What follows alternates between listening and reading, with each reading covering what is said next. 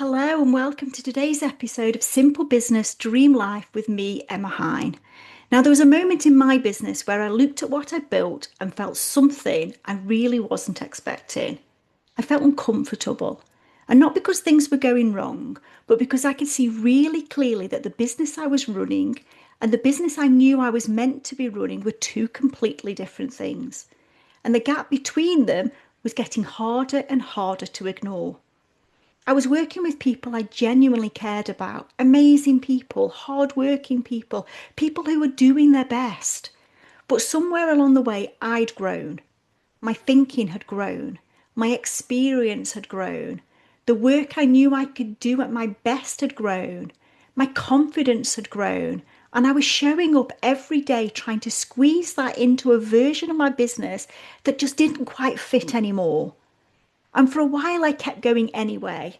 And if I'm totally honest, I kept going for longer than I should have because it felt safer than facing what I knew I needed to do. And today's episode is about that. The cost of staying somewhere your business has already moved on from.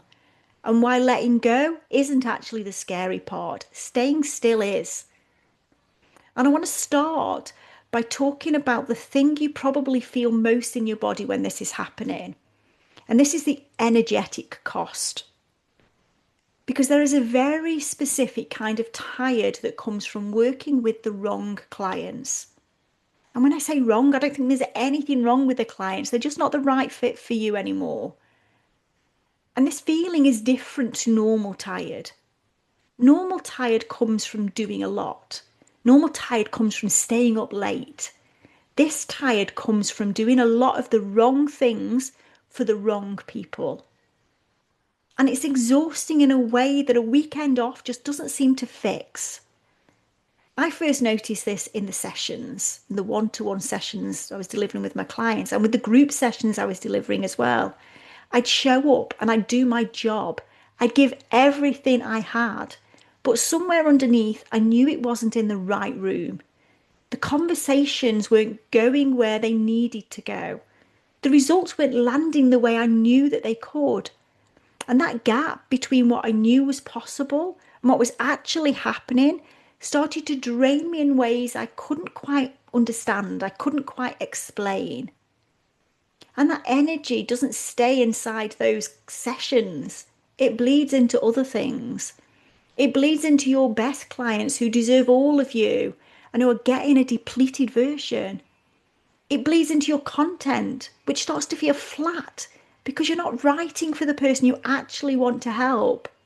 It bleeds into your confidence because when the results aren't landing, you start questioning yourself instead of questioning the fit. You start thinking you're the problem. You're not the problem. The fit is the problem. And here's a little Emma truth bomb. You can't do your best work for everyone. And pretending you can doesn't make you kind or generous. It makes you ineffective.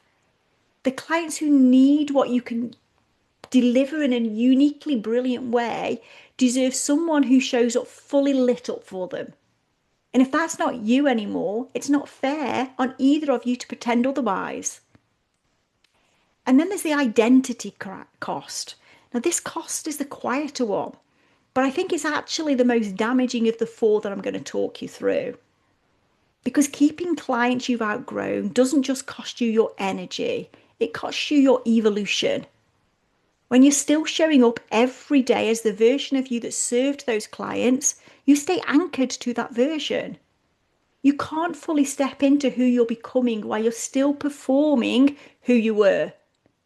And your business can't grow into what it's meant to be while it's still shaped around what it used to be. I felt this most in my messaging. I was trying to speak to everyone, the people earlier on in the journey, the people further along in the journey, the people who needed the foundations, the people who are ready to scale. And I thought I was being inclusive and supporting lots of people, as many people as I physically could. I thought I was casting a wide net. But what was actually happening was I was connecting with nobody properly. Because when you try to speak to everyone, your message becomes so diluted that it stops meaning anything to anyone. The person who really needs you Your absolute dream client, the one you do your best work with, scrolls past because nothing you're saying is speaking directly to them. And the people you're attracting aren't quite right because your message is too vague to filter them out properly. So I had to make a decision, and that decision was really uncomfortable. But I made the choice to focus, to get really clear on who I did my best work with, and built everything around that: my messaging, my offers, my energy. Now, it meant to rebuild. I'm not going to sit here and pretend it didn't. When you shift your messaging that significantly, you're going to lose some people. Your audience needs to recalibrate. And sitting in the middle of that recalibration, when the old audience is shifting and the new one hasn't fully arrived yet, is one of the most vulnerable places you can be in business. And I felt that. But I knew I couldn't keep being a slightly diluted version of what I was capable of just because it felt safer. Now let's talk about the money, because there's a monetary cost here too. And this is the one that keeps people stuck longer than anything else. Why? You've got a full diary of clients, and that feels like security. That feels safe, and I get that. When every slot is taken in your diary and the payments are coming in, it feels like evidence that things are working. And walking away from any of that feels like financial madness. But a full diary of the wrong clients is actually costing you in other ways. It's costing you the space, the mental space, the diary space, the energetic space to attract and serve the clients who would pay you more, who would get more from you, who would light you up more. You literally don't have room for them because you're full, but full of the wrong clients.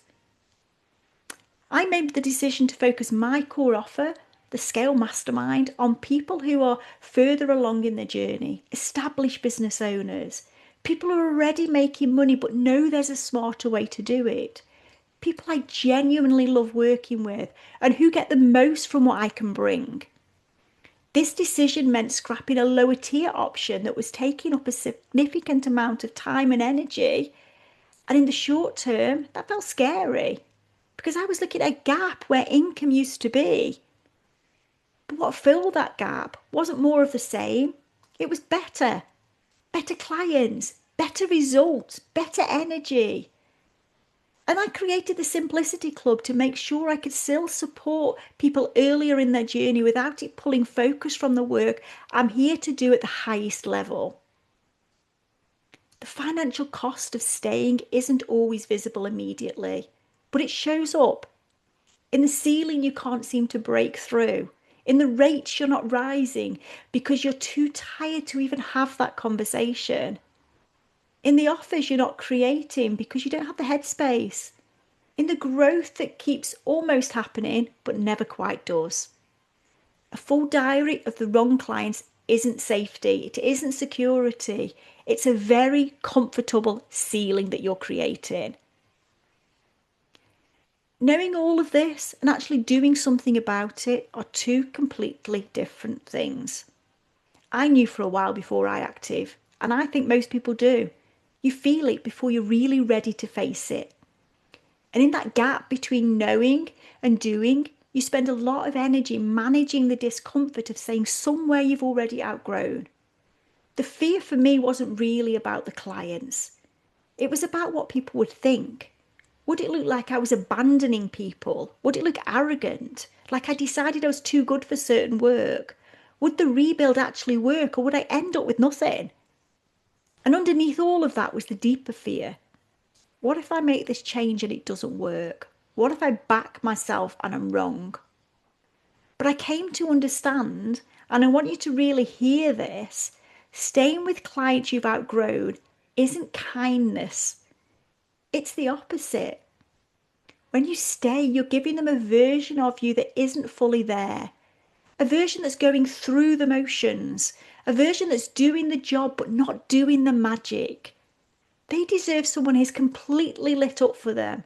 And if that's not you anymore, the most generous thing you can do is to be honest about that. Letting go isn't abandoning people. It's being honest about where you do your best work And building your business around that truth is the most respectful thing you can do for them and for you. The courage isn't in the letting go. The courage is in admitting what you already know. Okay, I want to turn this around and hold it up to you for a second. I'm going to give you a mirror because I've shared my story. And I think some of you are sitting there right now recognizing something in this. So I want to give you a few questions and I want you to answer them honestly, either in your head, on paper, I don't care. Just answer them somewhere. Are you working with clients who aren't getting the results you know you're capable of delivering? Because if you are, maybe part of you is wondering if that fit is the reason why. Is your messaging trying to speak to everyone? And is it landing with no one quite as powerfully as you know it could? Does your diary feel full but your energy feel empty? Are you busy but not buzzing? Maybe are you avoiding a decision you've already made in your gut? And then finally, is there a version of your business you can see clearly? A version where you're doing your best work with the right people that you keep putting off stepping into because the rebuild feels too scary. If you answered yes to any of those, I want this to be your moment. And here's what I want you to take away from today. Outgrowing clients isn't something that happens to bad businesses. It happens to growing businesses. It's evidence that you've evolved, that your thinking has deepened, that your work has developed into something more powerful than it was. The problem isn't the growth. The problem is when you let the fear of change keep you anchored to a version of your business you've already moved on from. You are allowed to build your business around the work you do best. You are allowed to get specific about who you serve. You're allowed to let go of what no longer fits, even when it feels uncomfortable, even when it means a rebuild, even when it means sitting in that vulnerable middle bit where the old has shifted and the new hasn't fully arrived yet. I promise it's worth it. And if you're sitting there right now thinking, I know I need to do some of this, I know I need to make some of these decisions, but I just don't want to do it alone, that's exactly what I created the Scale Mastermind for. It's for established business owners who are ready to stop building a business that just keeps them busy and starts building one that actually gives them their life back. The right clients, the right offers, the right energy. And if that sounds like a room you need right now, the link's in the show notes. Come and have a look. No pressure, never any pressure, but always an open door to come and look. Okay, that's your episode for today. And if this has landed for you, I want to know. Come and find me on Instagram. I am Emma Hine. And tell me what it's brought up for you. Because I have a feeling this one is going to hit some of you quite hard. And that's okay. Sometimes the episodes that are the hardest to hear are the ones that we need most. That's it for today. Thank you for listening. I will see you next time.